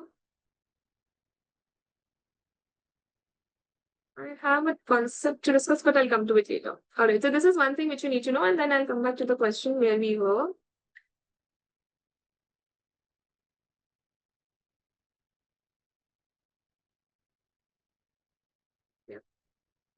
So I hope this is clear. I think all of you got it right. Current year EPS is 0.143.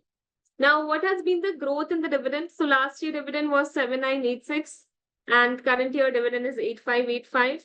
So what is the growth? So you can find it out. So one thing is you can find out the growth directly like this, since there is no change in the number of shares. You can calculate it directly like this, -1. I hope now all of you have started using this approach.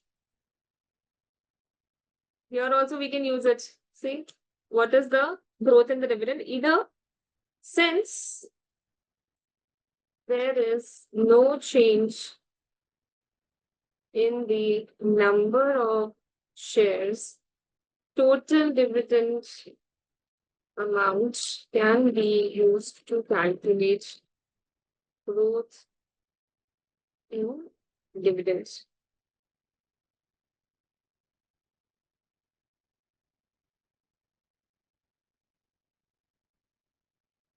If there was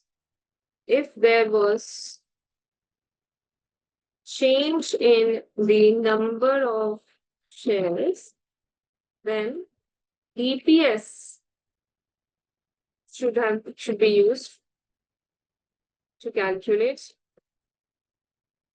growth in dividends.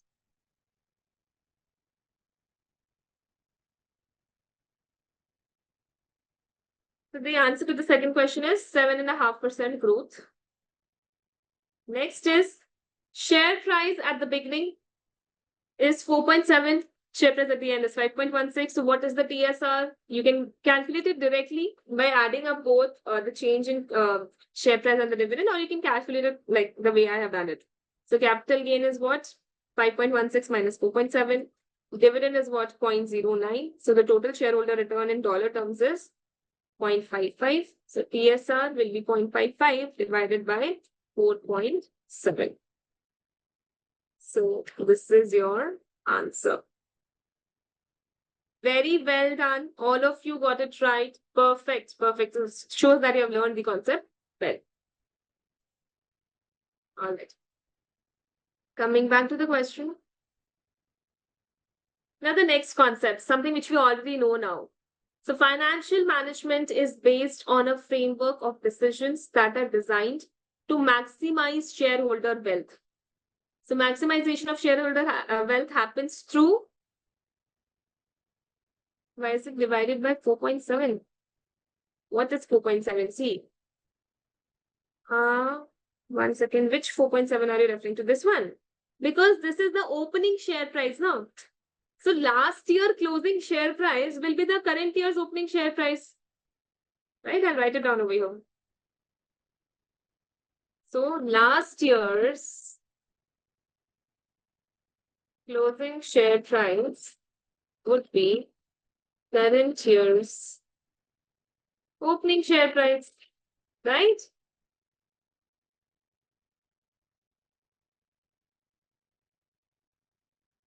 Understood, Saloni? That is why we have divided by 4.7. We always divide on the base now from where it has come where. Got it? So written the explanation for you over here. All right, coming back to the slides. So financial management is based on a framework of decisions that are designed to maximize shareholder wealth. Now it should all be like tattooed in your mind that yes, what is the objective? The objective is to maximize the shareholder wealth. So the maximization of shareholder wealth can happen through investment decision. We know that what that is. What is financing decisions? We know dividend decision. And I told you what, throughout all these decisions, you will need to exercise risk management. So what is investment decision? Now we know it. Let's go through it. Firstly, and most importantly, the investment decision analyzes proposed projects or investments to ensure that they are beneficial to the investor and they maximize the shareholder wealth. Yes, there are proper chapters dedicated to just investment decision, one of them being NPV. We'll be learning about it. So there will be proper chapters dedicated to investment decision. But now we know that, yes, what do we do under investment decision? We see which projects should be invested or not invested. Investments are also crucial in helping a firm to achieve key corporate objectives such as market share and quality, and in achieving financial objectives such as improving EPS. So investment decisions, they help the company to achieve the corporate objectives that if you want to have a bigger share in the market, you will want to, have good investments that can help you do that. Okay. And also in financial objectives in a way that they help in improving the EPS. How? when you take up good projects for investment, then your profits would increase and that will help you to get better EPS. The next is financing decisions. So we have discussed it in length again. So financing decisions mainly focus on how much debt. We discussed in length what debt is, what equity is. So financing decisions mainly focus on how much debt a company should use. And the key aim is to minimize the cost of capital. So what is cost of capital? So I hope you understand now that capital, it can be of two types, equity and debt. What is the cost of capital? It is the weighted average of the costs of debt and the costs of equity. Okay. So cost of capital, we'll be doing it in a separate chapter. So what is cost of capital? It is the weighted average cost of debt and equity. Are you with me so far? I hope you are able to understand. We have already covered it in the slides, right? Okay, perfect. Then we have a dividend decision. So dividend decision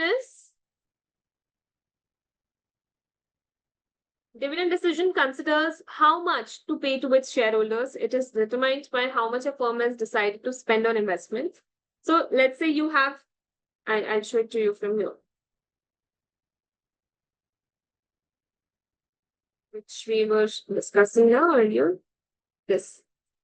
So once you have decided how much you want to invest in projects, then balance is what you will decide now, whether you should pay 20 to the investors as dividend or not. That is something you're gonna check over here. Okay. Under dividend decision.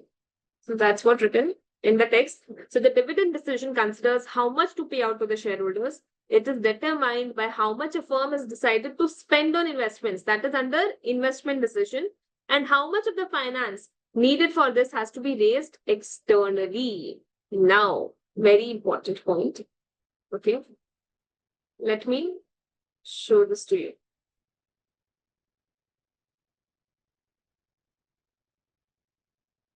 Now, understand what the slide is saying is, so you have to take up a project. So let's say the project requires 120 rupees. Now, out of the calculation which we are doing above, let's say we allocated some 80 rupees for investment. Okay. That is what? Internal finance. What you are taking out from the retained profits of the company now, whatever money you're taking out from the profits of the company, that is internal finance. That is retained earnings. But you require 120. You got only 80 from the retained profit. So you will need 40 more. So you can raise it from external finance. Okay. So you may use debt, equity, different sources of finance. You may take a loan for the balance. So that is what it is saying. So, an investment can be financed through internal sources or through external sources. Coming back. Okay, so it is determined. Dividend decision is dependent on how much you are planning to invest from internal finance and how much of it you want to take through external finance. And that external finance, you will have to exercise a choice whether you want to take up debt or you want to take up equity. So that is what? Finance decision. So I hope you are now understanding that all the decisions are interrelated. They are correlated. Right? So this is a good example of the interrelationship between these key decisions. The dividend decision is covered in chapter number 10. Then risk management. It needs to be considered in determining what type of finance to raise, whether you want to take up variable rate loan or you want to take up fixed rate loan. Okay. And then different types of risks can arise in the business. So we need to manage that and we will be covering it in length in chapter number 14 and 15. Very important chapters. Again, those two chapters are one which gets carried forward to AFM level also and it gets discussed at length over there. Okay. So this is just to help you understand what the framework is. Now we have already covered that. It becomes easy to understand this. So investment decision, financing decision, and dividend decisions. What are they? Let's do a quick recap. Investment decision is where you want to put the money and how much money you want to put. Financing decision is from where will you get the money? whether you will be using internal sources of finance or you will be using external sources of finance, and if external, whether you want to use debt or you want to use equity. Let's say you want to use debt, whether you want to use floating rate finance, fixed rate finance, all of these things come under financing decision. And dividend decision is how much dividends you want to pay to the shareholders. And during all this time, you have to do risk management because different types of risks can arise in each of these decisions. So that needs to be managed. Okay. Now, corporate strategy and objectives. Corporate strategy is a long-term plan for how an organization intends to compete and which markets it intends to compete in. Okay. So understand what it is saying is what is the long-term plan that you have for tackling the competition? Okay. And which markets you want to compete. So I'll tell you, for example, let's say we talk about the current company where I'm working, Pernod Ricard India. As I told you, it's in the alcoholic beverage industry. So for Pernod Ricard India, the main competitor is United Spirits, or you might know it as DIGO. Okay. Start learning about companies, you will grow a lot. Your knowledge will grow a lot. So corporate strategy. Now, for us as a company, when we are talking about Pernod Ricard, so let's say when we talk about the market in Northeast. So when we plan out our strategy, we think from the perspective of whiskeys, then whiskeys mostly because that's the major segment that we look at. And within whiskeys also we have different ranges like premium, then deluxe, value, different segments that we have.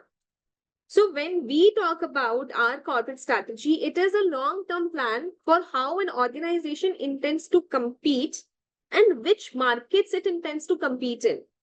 Now, what happens is coming to DIGO, our competitor. So we are, having our bullish, the focus is on whiskey segment, but for DIGO, you might know it by the another name, Kingfisher or something. I hope something rings a bell in your mind. So when it comes to DIGO, yes, they are also focused on whiskeys, but they are also focused on beer. Okay. So which markets do we as Pernod Ricard India, we want to compete in? So that is the whiskey segment. That's a long-term vision, long-term strategy. I hope you're understanding. It's not like a short-term thing, whether, today we'll start our beer range also, we will start our, everything. That isn't how that's not how it works. It's a long-term plan where we want to get a market share, a bigger market share. So corporate strategy is a long-term plan for how an organization intends to compete and which markets it intends to compete in. Corporate objectives are the overall aims of an organization that should result from the successful implementation of its corporate objective. So what I have told you is just one of the examples of corporate strategy. There are such n number of corporate strategies which companies pursue. So they are the overall aims of the organization which should result from the successful implementation of the corporate strategy.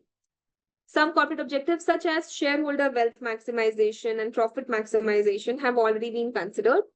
Other corporate objectives reflect the existence of other groups with a powerful interest in how a company is being run. That is the stakeholders. So two objectives which we have covered in length is wealth maximization, profit maximization. One of the objectives which I just told you is the market share, that we want to be the market leaders. That is an objective. That's a corporate objective. So the following table gives some example. The one which I was discussing is just over here, market share. So a certain level of market share will often be critical in order to be competitive. So let's say we are at 52% market share, and that shows what? Of the operating segments. So that shows that yes, we are the market leaders. And if not market leaders, so let's say we have a 20% share in a particular segment or 30%. So that shows that yes, we are competitive. We are having a place in the entire landscape of alcohol beverage industry. That's how companies look at it. What is the importance of your company? That's what you understand using market share. So next is social responsibility. This might include environmental concerns such as pollution and sustainability, and also treatment of employees and suppliers. So, what is your responsibility towards employees, suppliers, and it's a broader society as a whole? What you are contributing or what damage you are doing to the environment? All of that is considered at the senior most level. These are corporate strategies. These are decided at the top level of the company. Then survival, especially in an economic recession, the short-term survival of a company is likely to be the best interest of the shareholders. Now imagine the times when COVID struck. So many companies were fighting for survival. For them, it was no longer about being profitable, but for them, it was more about being there in the game to survive the COVID outbreak. Okay. So think about companies which were in travel, which were in leisure industry. They were like completely out of business. They did not have any bookings. There was no travel. So their survival came at a stake, but still the companies which persevered through it, which went through it, they survived and now they're reaping the benefits of it. So at that time, they would have deprioritized profit maximization and they would have kept survival as top of the priority of corporate objective to be pursued by the company. This is all, what you need to learn. This is something which happens in the companies, and you as finance managers will be doing an active role in taking decisions over here. Are we clear? Please tell me, is this slide clear to you all?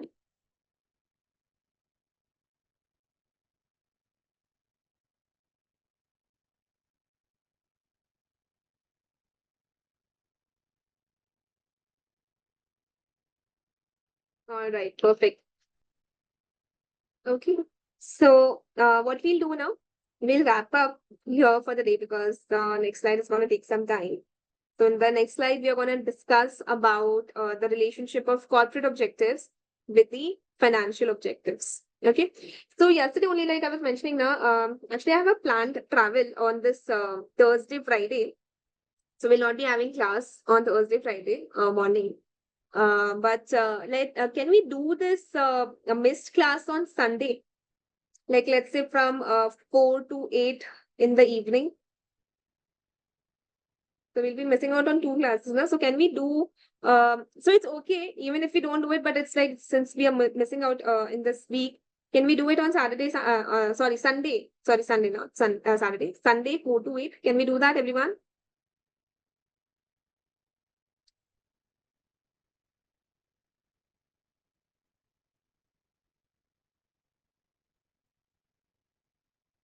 I'm getting some yeses, some no's.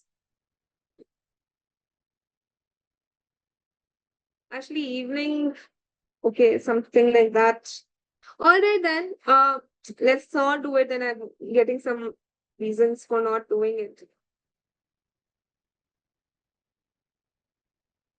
Or let's see one thing. Let's take a look.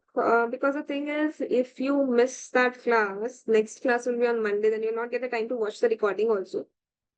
So that's fine. Then let's not do it. We'll keep with the regular schedule. We'll do it on Wednesday. Then Thursday, Friday will be a gap, and then from Monday we will continue. No problem. I was just wanting to take your views.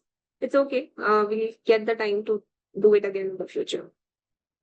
All right, then we'll wrap up here the class for the day. I hope you're learning, and please just remember that if you get stuck anywhere, note down your points and discuss with me. Don't keep it to yourself, okay? Whatever doubts you have, we will always discuss.